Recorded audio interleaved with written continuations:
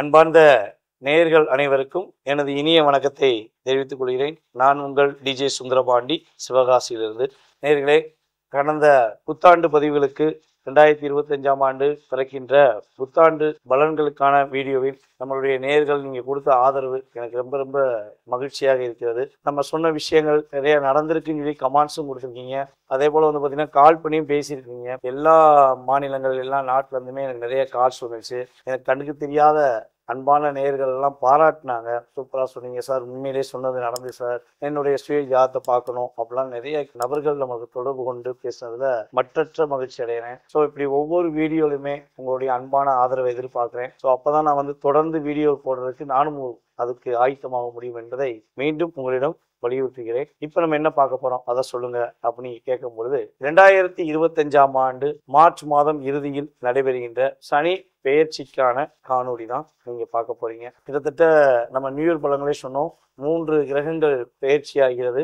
சனி பகவான் ஃபர்ஸ்ட் பெயர்ச்சி ஆகிறாரு, அதுக்கடுத்து குரு பகவான், அடுத்து ராகுகேது பகவான் அப்படின்னு சொல்லி இந்த வருஷத்துல 3 கிரகங்கள் பயிற்சி ஆகுதுன்னு பார்த்தோம். ஆனா இந்த 3 கிரகங்கள்ல எல்லாருமே ஒவ்வொரு முறையும் இந்த 3 கிரக பயிற்சியில ஒரே ஒரு கிரக பயிற்சியை பார்த்து மட்டும் ரொம்ப பயப்படுறாங்க, பதட்டம் அடையிறீங்க. ஸோ அது என்னன்னு பார்த்தீங்கன்னா சனி பெயர்ச்சி. இந்த சனி பெயர்ச்சி வந்துட்டா மட்டுமே 7.5 சனி, அஷ்டம சனி, விரய சனி, பாத சனி அப்படின்னு ஏகப்பட்ட சனி சொல்றாங்க. ஸோ என்னுடைய வாழ்க்கையில இந்த சனி பகவான் மிகப்பெரிய தாக்கத்தை கொடுத்துருவாரா அல்லது பெரிய பிரச்சனையை உண்டாக்கிடுவாரா அப்படிங்கிற ஒரு கேள்வி எல்லார் மனசிலும் இருக்கு. ஸோ அதற்கான மிகப்பெரிய முக்கியமான விஷயத்தை பற்றி சொல்லிடுறேன். யாருமே இந்த சனி பெயர்ச்சியை பார்த்து பயப்பட தேவையில்லை. சனி பகவான் என்கின்ற ஒரு கிரகமானவர் ஒரு மனிதனுடைய வாழ்க்கையில தன்னுடன் இருப்பவர்களின் செயல்பாடுகள், தன்னுடன் பிறந்தவர்களின் செயல்பாடுகள், அதே போல பாத்தீங்கன்னா நம்மளுடைய வாழ்க்கையில நம்ம தெரியாத விஷயங்களை தெரிய வைக்கிறதான். அதாவது அவங்களுடைய குணாதிசயம் மற்றும் நம்மளுடைய வாழ்க்கையில நம்ம தெரியாம செய்யற தவறுகளுக்கு சரியான பாதையை அமைச்சு கொடுக்கறது தான் சனி பகவானுடைய செயல்பாடு. ஸோ சனி பெயர்ச்சியை பார்த்து பயப்பட தேவையில்லை. இந்த சனி பெயர்ச்சியை பார்த்து பயப்பட வேண்டிய நபர்கள் யாருன்னு பார்த்தீங்கன்னா, அரசாங்கத்துக்கு எதிராக செயல்படுபவர்கள், மற்ற நபர்களின் குடும்பத்தில் தலையிட்டு அவர்களுடைய குடும்ப வாழ்க்கையை தவறான முறைக்கு கொண்டு போறவர்கள், அதே போல பார்த்தீங்கன்னா மற்றவங்க சொத்துக்கு ஆசைப்படுறவங்க, தவறான கொள்கை, தவறான பழக்க வழக்கங்கள் வச்சிருக்கவங்க, ஒவ்வொரு டிபார்ட்மெண்ட்லையும் ஆசிரியர் முதற்கு மற்ற டிபார்ட்மெண்ட்ல நம்ம தவறா ஒரு வாழ்க்கையை செஞ்சு வாழ்க்கையில முன்னேறலாம் அப்படின்னு நினைக்கிறவங்க மட்டும்தான் கட்டாயமா பயப்படணும், கவலைப்படணும். உண்மையான உழைப்பு, தன்னுடைய வாழ்க்கையில மற்றவர்கள் கஷ்டம் கொடுக்காம தான் முன்னேற வேண்டும் நினைக்கிற அனைவருமே கட்டாயமாக இந்த சனி பெயர்ச்சி மூலமாக சில விஷயங்கள்ல நன்மைகளையும் பல விஷயங்கள்ல தன்னுடைய செயல்பாடுகளோட தவறுகளையும் உணரக்கூடிய அமைப்பு தான் ஏற்படும் தவிர பாதிப்புகள் ஏதும் ஏற்பட போவது கிடையாது. அப்படி இன்கேஸ் உங்க ஜாதக ரீதியாக அல்லது உங்களுடைய இப்ப ராசியின் அடிப்படையில சில விஷயங்கள் பதட்டமா இருக்குன்னா, நான் சொல்ற வழிபாடு முறைகள், சில பரிகார முறைகள், சில தான முறைகளை செய்யும் பொழுது உறுதியாக உங்களுடைய வாழ்க்கையில மாற்றம் ஏற்படும் என்பது என்னுடைய தாழ்மையான கருத்து. ஸோ வாங்க நம்ம வீடியோக்குள்ள உங்கள் ராசிக்கான பலன்களை பார்ப்போம்.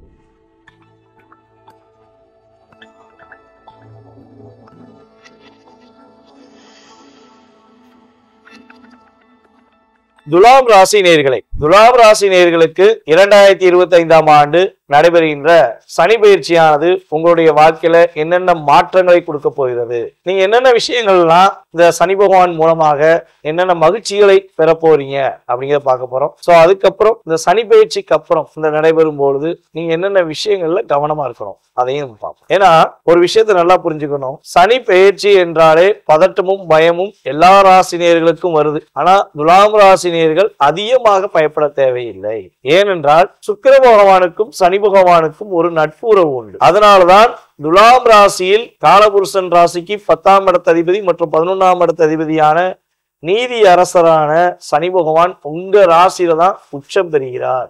இப்ப சனி பகவான் உங்க ராசியில உச்சம் பெறுறது பிடிச்சாதான். இப்ப நம்ம ஒருத்தவங்க வீட்டுல போய் உட்காரோம்னு வச்சுக்கோங்களேன், நம்ம பிடிச்ச வீட்டுல தான் என்ன பண்ணுவோம், ஒரு கம்ஃபர்டபுளா அப்படியே ஒரு சந்தோஷமா உட்காருவோம். அங்க இருந்தாலே நமக்கு ஒரு மகிழ்ச்சி இருக்கும், அப்பதான் அந்த இடத்துல நம்ம இருப்போம். ஸோ அதே மாதிரிதான் சனி பகவானுக்கு துலாம் ராசியை ரொம்ப ரொம்ப பிடிக்கும். அதனாலதான் துலாம் ராசிக்கு தராசு என்ற ஒரு நீதி அமைப்பை கொடுத்திருக்காங்க எம்மனமா. ஸோ இப்படிப்பட்ட ஒரு சூழ்நிலையில சனி பகவான் கடந்த 2.5 வருட காலமாக உங்கள் ராசிக்கு 5ஆம் இடமான கும்பராசியில அமர்ந்திருந்தார். தற்போது உங்கள் ராசிக்கு 6ஆம் வீடான மீன ராசிக்கு போறார். ரோக சனியாக போகிறார். 6ஆம் இடங்கிறது என்னன்னு பாத்தீங்கன்னா ரோகம் அப்படின்னு சொல்லுவோம். அப்ப 6ஆம் இடத்துக்கு சனி பகவான் போவதனால் நம்மளுடைய துலாம் ராசி அன்பர்களுக்கு என்னென்ன மாற்றங்கள் கிடைக்க போகுது? உங்களுடைய வாழ்க்கையில ஒரு பிசினஸ் பண்ணிக்கிருக்கீங்க, ரொம்ப பக்காவா நீங்க பண்ணாலுமே லாபம் கையில கிடைக்க மாட்டேங்கி, நான் எதிர்பார்த்த லாபத்தை பெற முடியல, நான் வேலை பார்த்தாலும் வேலையிலுமே ஹார்ட் ஒர்க் பண்ணாலுமே என்னுடைய எதிர்பார்ப்புக்கு ஏற்ற ஊதியம் கிடைக்கல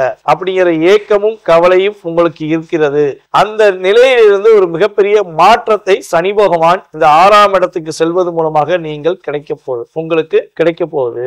லாபம் இரட்டிப்பாகும். உங்களுடைய புதிய முயற்சிகள், நீங்க என்ன விஷயங்கள்ல பலவிதமான முயற்சிகள் எடுத்திருந்தாலும் அந்த முயற்சிகள் உள்ள தடைகளை நீக்கி உங்களுடைய புதிய முயற்சிகள்ல வெற்றியை கொடுப்பதற்கான அமைப்பை சனி பகவான் கொடுக்க போகிறார். அதே போல துலாம் ராசியில யாருக்கெல்லாம் குழந்தை பாக்கியம் இல்லை என்று வருத்தப்படுகிறார்களோ அவர்களுக்கு உறுதியாக குழந்தை பாக்கியம் கிடைக்கும். கிட்டத்தட்ட 2.5 வருட காலமாக நாங்களும் 3 வருஷம் 2 வருஷமா ட்ரை பண்றோம், குழந்தை பாக்கியம் கிடைக்க மாட்டேங்குது. குழந்தை பாக்கியம் கிடைச்சிச்சுன்னா சந்தோஷமா இருக்கும், ரொம்ப வருத்தப்படுறோம் அப்படின்னு நினைச்சுக்கிட்டு இருக்க நம்மளுடைய துலாம் ராசி அன்பர்கள், பெண்களாக இருந்தாலும் சரி ஆண்களாக இருந்தாலும் சரி, அனைவருக்குமே குழந்தை பாக்கியம் கொடுப்பதற்கான சூழ்நிலைகளை சனி பகவான் இந்த கிரக பயிற்சிகள் மூலமாக ஏற்படுத்தி கொடுக்கிறார். ஆண் குழந்தைக்காக காத்திருப்பவர்களுக்கு மேக்சிமம் பாத்தீங்கன்னா இந்த சனி பயிற்சிக்கு அப்புறம் ராகு கேது பயிற்சிக்கு அப்புறம் இந்த வருடத்திலே 3 கிரக பயிற்சிகள் நடைபெறுகிறது. சனி பகவான் பயிற்சி ஆகிறார், குரு பகவான் பயிற்சி ஆகிறார், ராகு கேதுமே பயிற்சி ஆகிறாங்க. ஸோ இந்த பயிற்சி காலங்கள்ல நம்மளோட துலாம் ராசி அன்பர்களுக்கு ஆண் குழந்தைக்காக யாரெல்லாம் காத்திருக்கிறீர்களோ அவர்களுக்கு ஆண் குழந்தை பாக்கியம் கிடைப்பதற்கான வாய்ப்பு அதிகமாக இருக்கிறது. எதன் அடிப்படையில் சொல்றேன் அப்படின்னா, உங்கள் ராசிக்கு 5ஆம் வீட்டில் ராகு அமர போகிறார். ஒரு பாவ கிரகமான நிழல் கிரகமான ராகுவோ கேதுவோ 5ஆம் இடத்தில் அமர்ந்தால் புத்திர தோஷம் அல்ல, புத்திர சாபம் அப்படின்னு சொல்றாங்க. ஸோ அது கிடையாது. புத்திர பாக்கியம் உண்டு. 5இல் பாவ கிரகங்கள் இருந்தால் கட்டாயமா புத்திர பாக்கியம் உண்டு. அந்த புத்திர பாக்கியம் என்ன குழந்தையாக இருக்கும் என்பதை தான் நம்ம எடுத்துக்கிறோம். அப்ப ஆண் குழந்தைக்கு வாய்ப்பு அதிகமாக இருக்கிறது.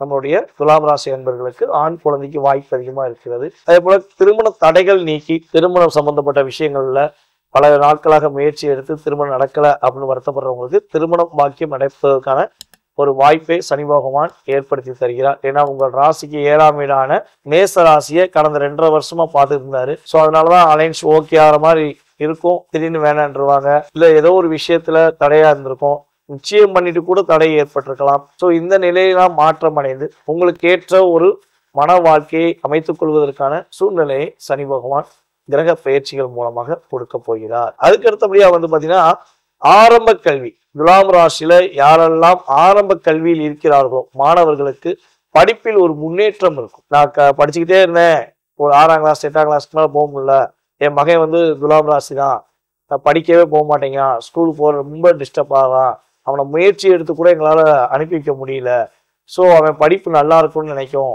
அப்படின்னு பார்க்குற நம்மளுடைய அன்பு நேயர்களுக்கு சொல்லுவேன்னா, உங்களுடைய மகனுடைய அல்லது மகளுடைய ராசிக்கு 2ஆம் வீடான விருச்சிக ராசியை சனி பகவான் கடந்த காலங்களில் பார்த்துட்டு இருந்தாரு. ஸோ அதனாலதான் படிப்புல தடை இருந்துச்சு. ஸோ அந்த தடை விலக போகுது. மாணவர்கள் நல்லா படிப்பாங்க, கல்வியில நல்ல மதிப்பெண் வாங்குவாங்க, ஒரு நிலையான மதிப்பெண் பெற்று வெற்றி பெறுவதற்கான சூழ்நிலைகளை சனி பகவான் கொடுக்க போகிறார். அதே போல வெளிநாட்டுக்குரிய யோகங்கள் உண்டு.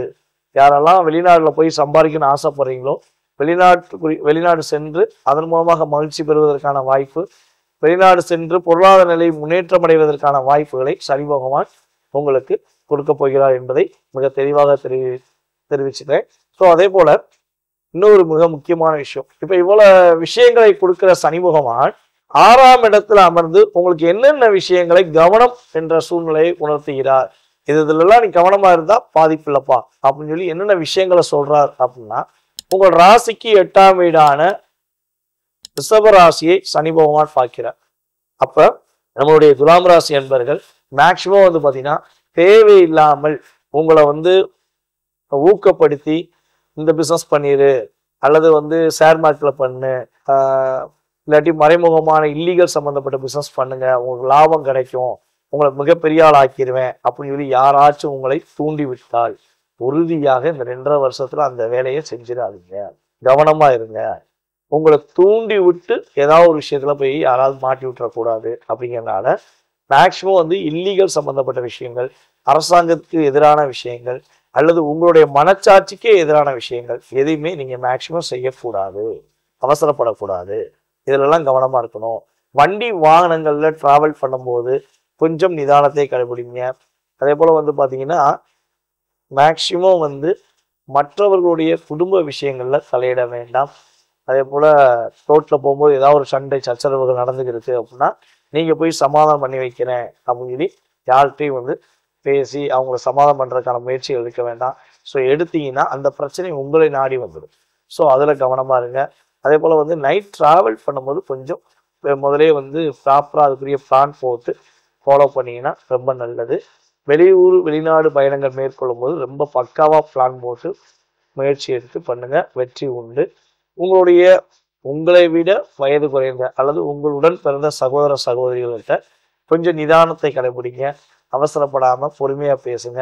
ஸோ அவங்களே உங்களை ஏதாவது டிஸ்கரேஜ் பண்றதுக்கான முயற்சிகள் எடுத்தாலும் ஸோ அவங்ககிட்ட இருந்து முடிஞ்ச அளவு விவாதங்கள் செய்யாம நீங்க அந்த இடத்த விட்டு நகர்ந்து வந்துடுங்க. ஒரு முயற்சி எடுக்கிறீங்க, ஒரு புதிய முயற்சி எடுக்கிறீங்கன்னா அதை பக்கா பிளான் பண்ணிட்டு முயற்சி எடுத்தா வெற்றி உண்டு. மேக்சிமம் நம்மளுடைய துலாம் ராசி என்பர்கள் ஜூன் அல்லது ஜூலைக்கு அப்புறம் எந்த புதிய முயற்சி எடுத்தாலும் வெற்றி உண்டு. அதனால கொஞ்சம் நிதானத்தையும் கவனத்தையும் கொண்டு வந்தீங்கன்னா உங்களுக்கு அனைத்து விதமான விஷயங்களிலும் சனி பகவான் மிகப்பெரிய மாற்றத்தையும் மிகப்பெரிய முன்னேற்றத்தையும் உறுதியாக கொடுத்து உங்களுடைய வாழ்க்கையில் கடந்த காலங்களில் மன அழுத்தங்கள், போராட்டங்கள், நண்பர்கள் மூலமாக ஏமாற்றங்கள், ஸோ இந்த சூழ்நிலையெல்லாம் விட்டு விலகி உண்மையான நண்பர்கள் யாரு, உங்களை ஊக்கப்படுத்துகின்ற உங்களுடைய உடன்பிறப்புகள் யாரு, உங்களுடைய வாழ்க்கையில அடுத்த கட்ட நகர்வுக்கு கொண்டு போவதற்கான அமைப்பை சனி பகவான் உறுதியாக ஏற்படுத்தி கொடுப்பார் என்று கூறிக்கொள்கிறேன். வாய்ப்பளித்த நல்ல உள்ளங்களுக்கு மிக்க நன்றி. மேலும் இது வந்து ஒரு பொது பலனே. இப்ப நம்ம சொல்லியிருக்க விஷயங்கள் எல்லாமே கோச்சார ரீதியான பொது பலன்கள். உங்களுடைய சுய ஜாதக ரீதியாக உங்களுக்கு என்ன மாதிரி மாற்றங்கள் இருக்கு, என்னென்ன விஷயங்களை நீங்க முன்னேற்றம் அடைய வேண்டும் என்பதை நீங்க நினைக்கிறீங்களோ அந்த விஷயத்துக்கான வழிபாடு முறைகள், பரிகார முறைகள், உங்களுடைய அடுத்த கட்ட நகர்வுக்கான வாய்ப்புகளை கூறுவதற்கு நான் காத்திருக்கிறேன். கீழே உள்ள வாட்ஸ்அப் நம்பருக்கு உங்களுடைய டிடிஎஸ் அனுப்பிவிடுங்க. உறுதியாக உங்களுடைய எதிர்கால வாழ்க்கை சம்பந்தப்பட்ட அனைத்து விதமான விஷயங்களை பற்றி நாம் பேசலாம். வாழ்க நலமுடன், வெற்றிகள் என்றும் உங்களுடன். நன்றி, வணக்கம்.